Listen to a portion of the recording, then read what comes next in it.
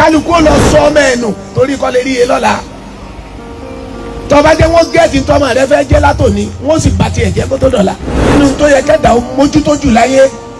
tí wọ́n sì ń gẹ́ẹ̀tì ọ̀pọ̀lọpọ̀ ń bẹ̀ ńlọmọ ṣé tí bí tiẹ̀ bá bàjẹ́ wọ́n tó ní pé tọ́mọ rẹ ó bàjẹ́ nígbà lọ háyàwó mi nísìn yóò ṣòfò méjì kò ní rí mi kò ní rí ta òfò méjì ìyàwó mi fẹ́ ṣe yẹn sòkìṣe ti kú ọlọ́run pa àwọn èèyàn sáyé kò jẹ́ wọ́n gbàgbà mú mọ́.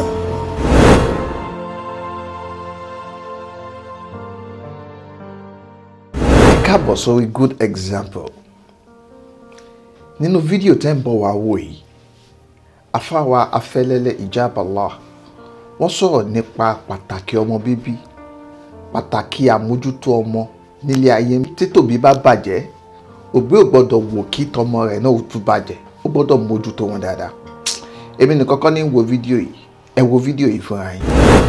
sòkìṣe ti kú ọlọ́run pa àwọn èèyàn sáyé kò jẹ́ wọ́n gbàgbà mú mọ́ tọ́lọ́n bá tó wá ṣẹ́wà kù tá a lè ṣe yìí níwájú ta bàbá ọpẹ́ wa pọ̀ níwájú ọlọ́run gan tí wọ́n bá ti mọ ti ń ṣẹlẹ̀ láyé káàkiri ọmọ pé àfọlọ́run náà a dúpẹ́ fún ọba tí ò sọ wá dídàkudà bisamara tó rọ fún ṣàjàrà èso làá fi magi nínú tó yẹ kẹ́dà mójútó jù láyé tí wọ́n sì ń gẹ́ẹ̀tì ọ̀pọ̀lọpọ̀ ńbẹ̀ ńlọmọ ṣé tí bí tiẹ̀ bá bàjẹ́ wọ́n tó ní pé tọmọ rẹ̀ ó bàjẹ́ ni ẹni tí ò bá máa fojú wo ẹ̀yìn pé bó tiẹ̀ lọ́mọ mi ò ṣe rí lọ bẹ̀rẹ̀ sí mójútó o gbogbo ànábì ọlọ́run bí wọ́n ṣe wọ ọlọ́run tó wọn ò fọ̀rọ̀ ọmọ ṣeré o níjọ́ ànábì Ibrahim déwájú ọlọ́run pàápàá yìí nítorí kọ́ wí ni wà mí ń dòrí ìyàtì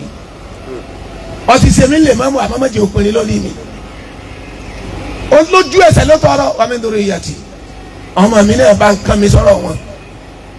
èyí máa mójútó ni pàápàá jùlọ nínú gbàtàwá wáyì ti le gan o alùpùpù lọ mójútó ọmọ o ẹ mójútó tààrà o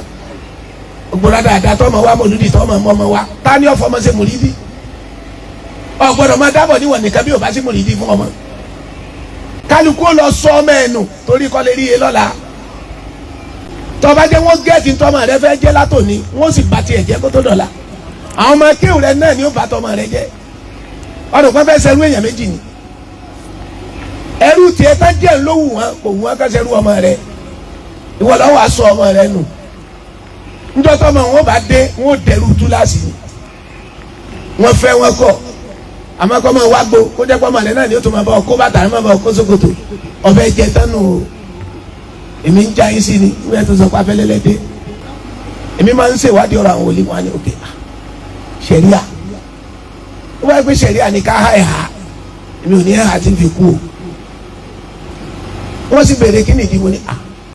kíyàn tó lè há ẹ̀há tí ó da ó dìgbà téńtọ̀ náà bá tẹ̀lé à tẹ́mi bá lọ háyàwó mi nísìn yóò ṣòfò méjì kò ní rí mi kò ní rí ta òfò méjì ìyàwó mi fẹ́ ṣe yẹn yóò bẹ́ tà kí n fojú rẹ lẹ̀ kó máa wo nǹkan kémi máa káàkiri ayé. ẹ gbádùn fídíò yìí dáadáa tẹ́ bá gbádùn ẹ kí lẹ rí sí ẹ comment below like share and subscribe to the channel.